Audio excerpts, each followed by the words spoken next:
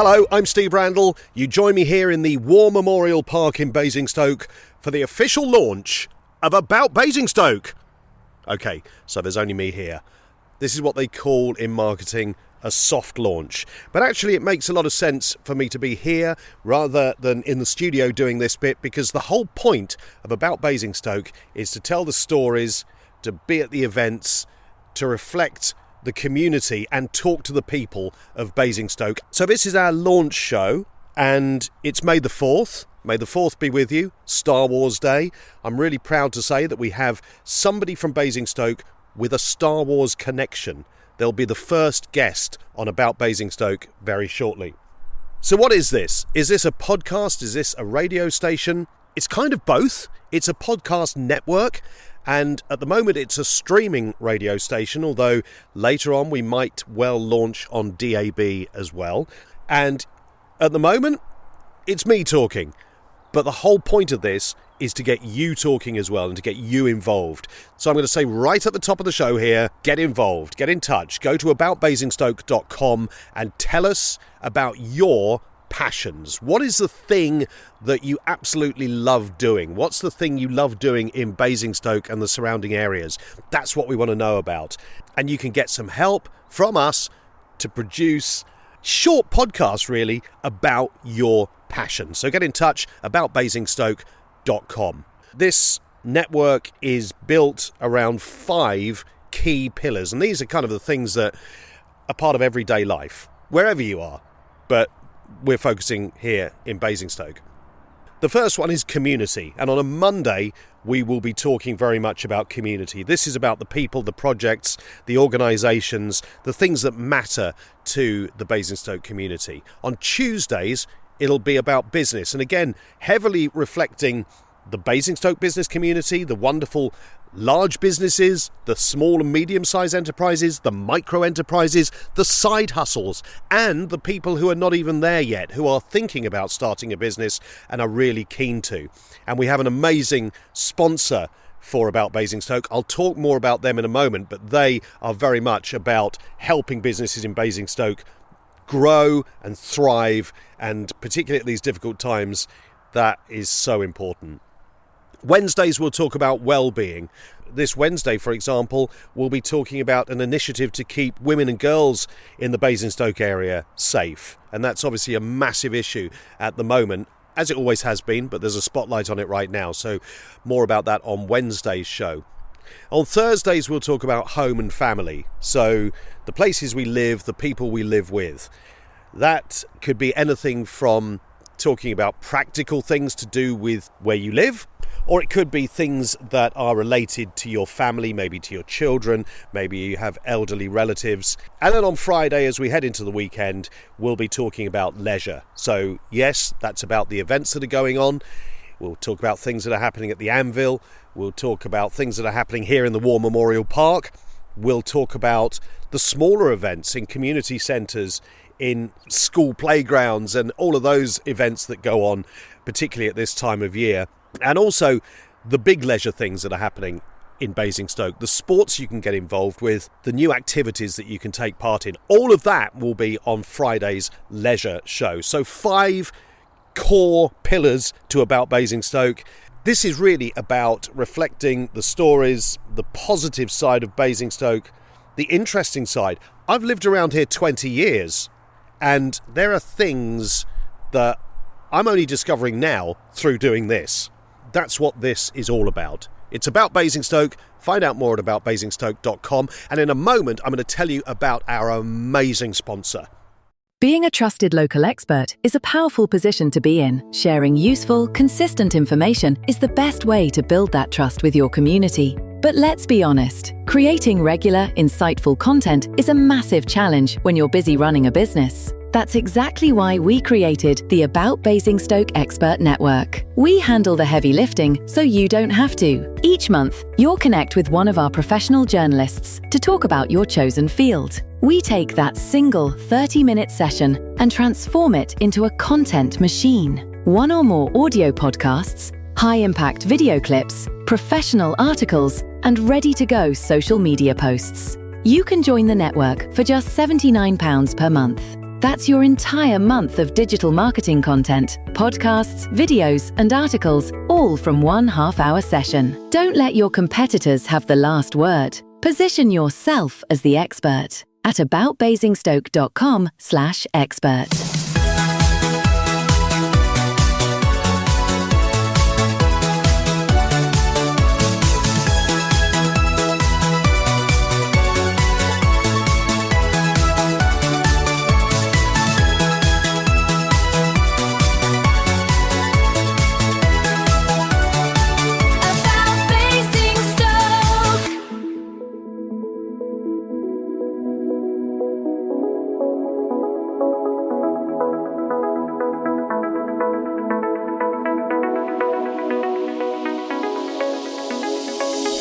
I'm Steve Randall. I'm in the War Memorial Park in Basingstoke. There's not really anybody else. Oh, there's somebody walking a dog now, I've just noticed. But apart from that, nobody else here.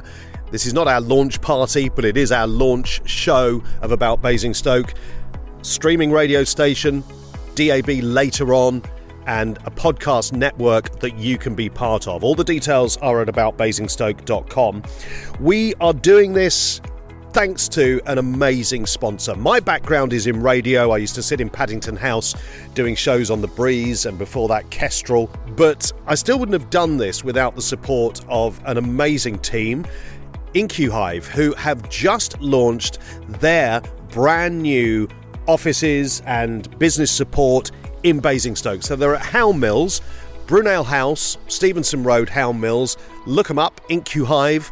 And they not only have those brilliant offices, but they offer amazing business support. We wouldn't have done this without the support of InQhive. So a big shout out to George Scott Welsh and the team. Thank you so much for your support. Just incredible stuff. Right, you've heard me talking quite enough. So let's get our first guest on.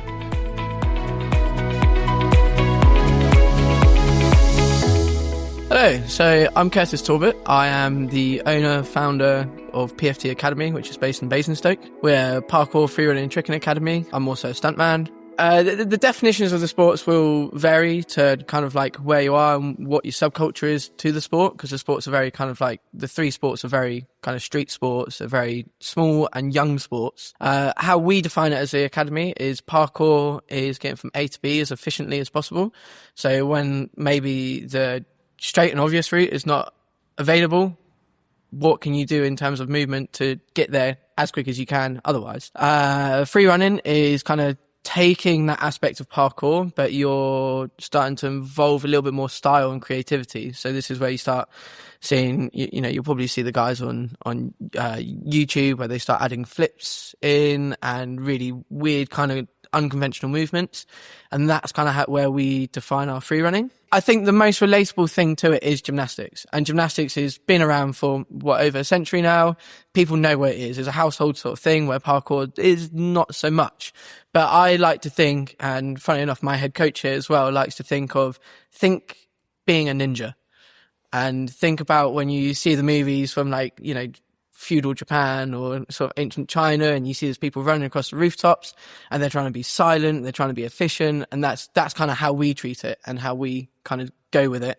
Other people might disagree with me. There's, again, with the subcultures and what people define their own sort of thing with it. They might disagree with me, and I'm not saying that they're wrong. I'm not saying that I'm wrong. I think everybody's right. It just depends where you've developed that kind of opinion. And then tricking is a whole nother sport. It has come from that kind of, you know, drop-in gymnastics sessions to people going out into like fields and the streets trying to practice these sports but not be so regimented as you would get in gymnastics. But tricking did evolve kind of from katas in martial arts. So you combine the kicking sort of thing, so imagine taekwondo, and you blend that in with gymnastics movements, so acrobatic movements. So, you know, you might do like a round kick, spinning kick into a cartwheel, into a backflip with maybe like a full twist or a double twisting backflip.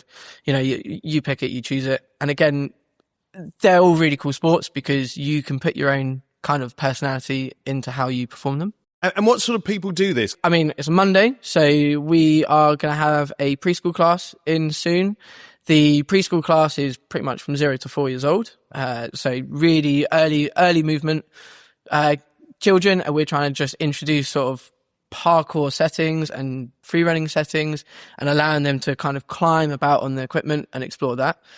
We also do sort of like flexi school and home ed sessions. We call them daytime sessions rather than sort of home ed flexi school. That's purely down to the fact that we just don't want people to kind of start fitting into a clique and kind of almost segregating themselves from the wider community. So we kind of call it daytime classes where we want to invite everybody to come to that can come to them. And then this afternoon, we've got our kids, we've got our adults later, and we've also got teenagers later. And we have a full packed timetable all throughout the week. I mean, for us, like my main goal when I started the business sort of 4.5 years ago was to create like this community. I don't want people feeling that they're not welcome because they don't fit into a clique within our community. We're one big community. We want everybody to feel involved. And that's why we don't want to kind of label classes in a sense or label groups that are coming to our classes. Excellent. Well, let's dig a bit deeper into your background. Cause I know you're still a stunt performer. Yeah. So, I'll give you a little bit of a history and then get into stunts. So, I started the sport sort of free running and tricking, parkour, all that sort of stuff, 16 years ago. It makes me feel a little bit old saying that. So I've been doing it for a very long time, and I went professional, just before I turned 20.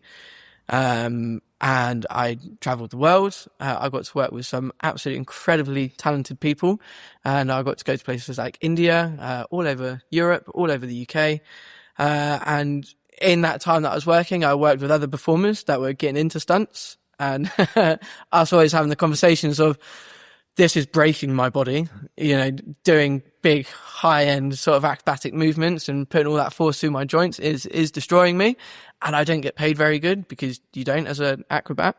And they all kind of turn around and go, you should get into stunts because you're going to be breaking your body, but at least you get a good paycheck at the end of the day.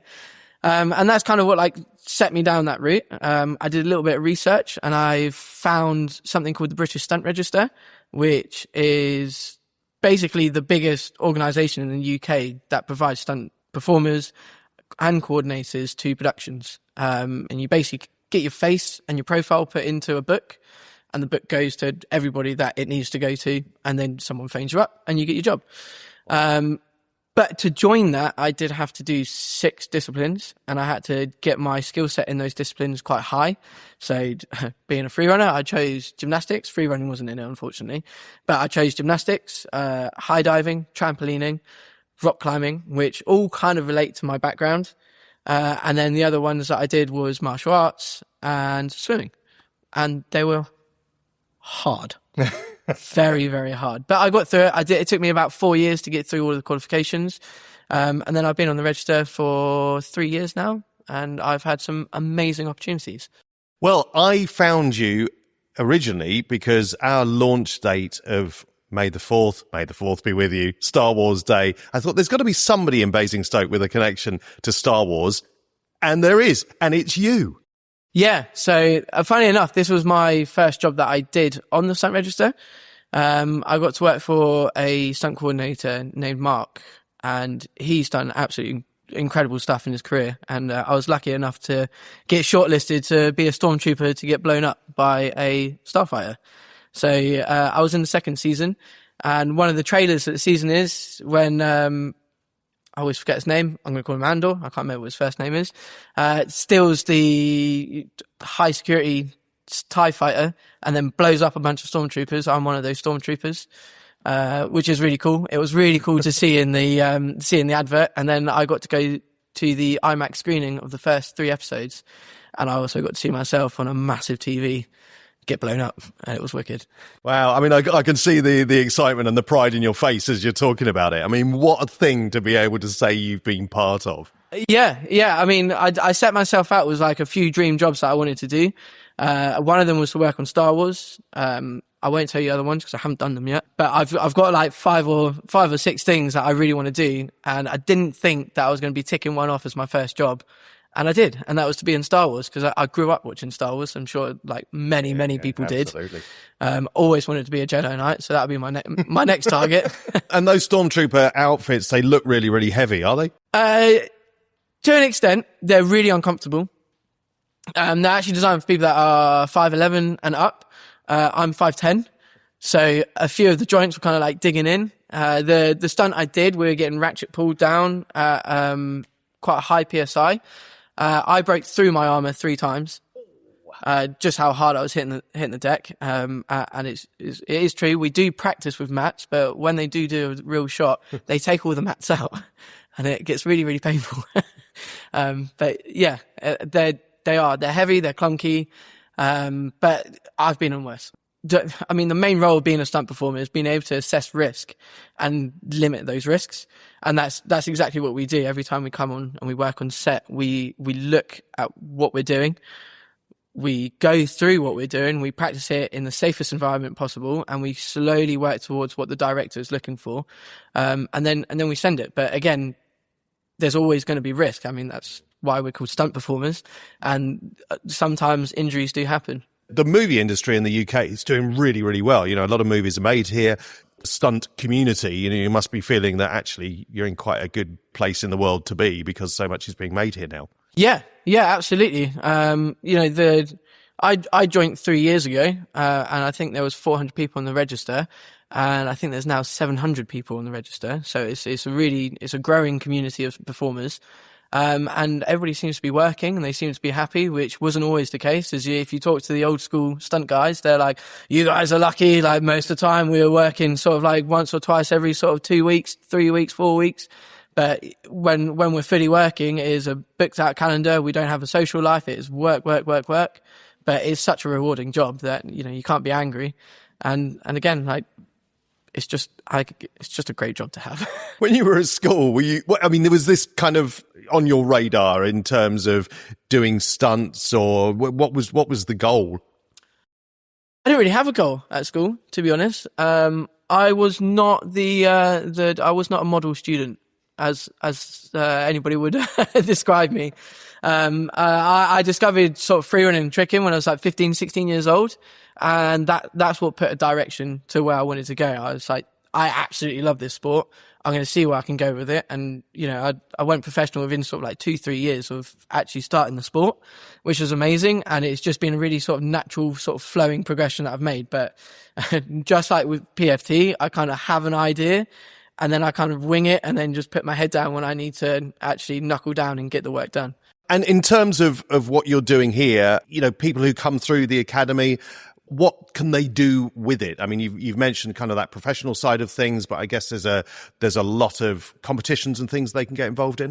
Yeah, actually, we're actually sending a few guys to their first competition. So it'll be the first competition we as an organisation go to, which is in Reading. So we're going to be taking a few guys down to that competition. But as an academy, which is something that I've been working really hard towards recently, is we are going to try and create a really to-the-point pathway for all of our students. So we're opening with our grading pathway, which we've been doing for the last sort of 2 years, where we run an assessment day, and the students that we have and our athletes, they get to come to the assessment day, and then they get a certificate, a wristband, and a t-shirt with their kind of grading on their chest, so they can kind of come into the club with a little bit of pride, saying, look what I've worked towards, I've got this.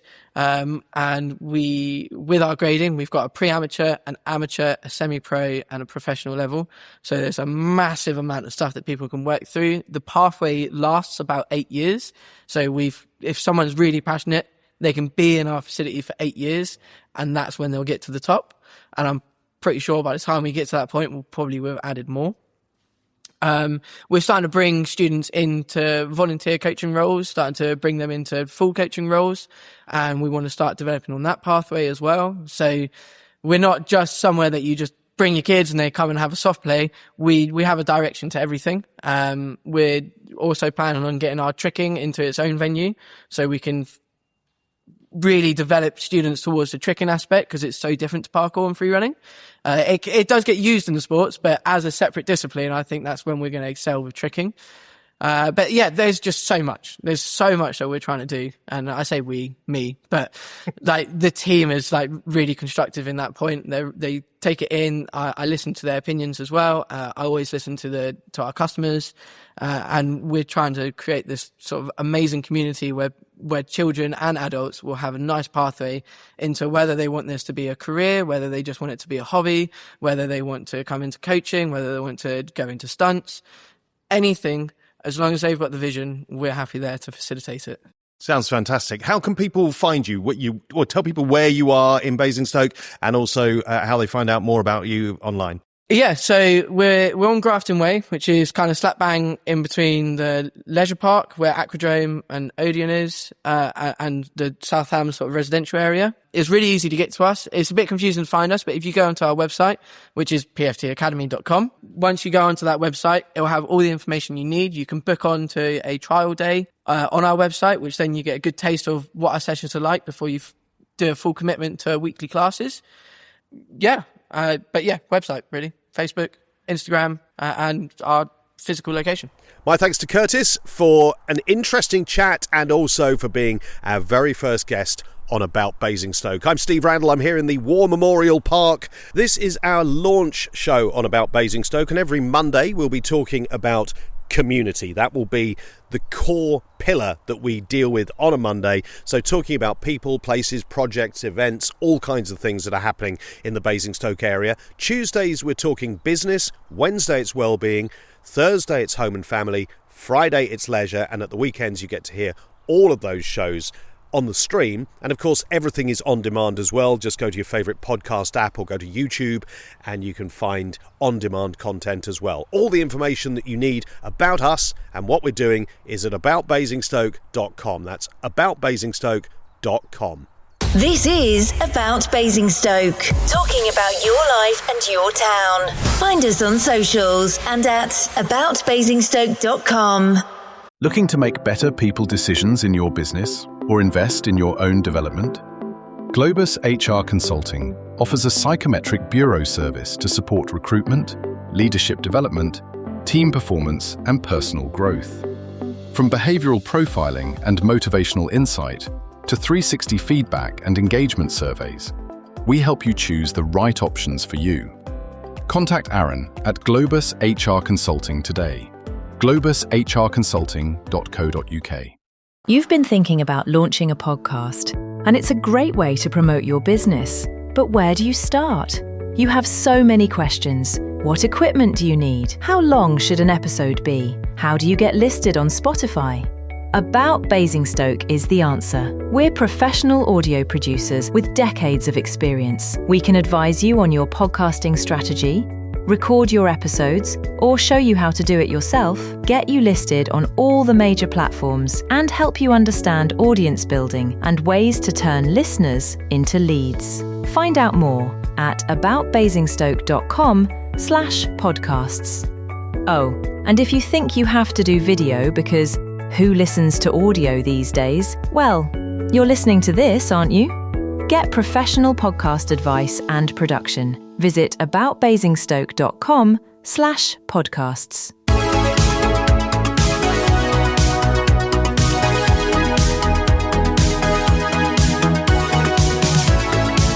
About Basingstoke. We are incredibly grateful here at About Basingstoke to our supporters at IncuHive. They have new offices, hot desks, business support, and a whole lot more at Helm Mills, a brand new location for them, Brunel House, Stevenson Road in Basingstoke. Find out more about them on their website, incuhive.co.uk. And if you would like to be a supporter of About Basingstoke as well, if you'd like to advertise, promote your business on our network of podcasts and the streaming service, then all you need to do is get in touch. aboutbasingstoke.com. aboutbasingstoke.com. We have exciting plans coming up, lots of things that we're going to be getting involved in, lots of people that we're going to be bringing onto this platform so that they get to share their passion, they get to share their voices, their insights about all kinds of interesting things going on in and around the Basingstoke area. If you'd like to be on the journey with us, go to aboutbasingstoke.com and get in touch. You can also WhatsApp us. Just go to aboutbasingstoke.com/WhatsApp and it'll open the app on your phone. That's all for our special launch show here on About Basingstoke. Thank you for joining me in the War Memorial Park. Well, you weren't here. I was here. Nobody else was here. But thank you for listening in. There's a different show every day. Tuesday business, Wednesday wellbeing, Thursday home and family, Friday leisure, and at the weekend you get to hear everything all over again. Thanks for listening. Get in touch, aboutbasingstoke.com, and thanks for your support on day one of this brand new podcast platform and radio station for Basingstoke.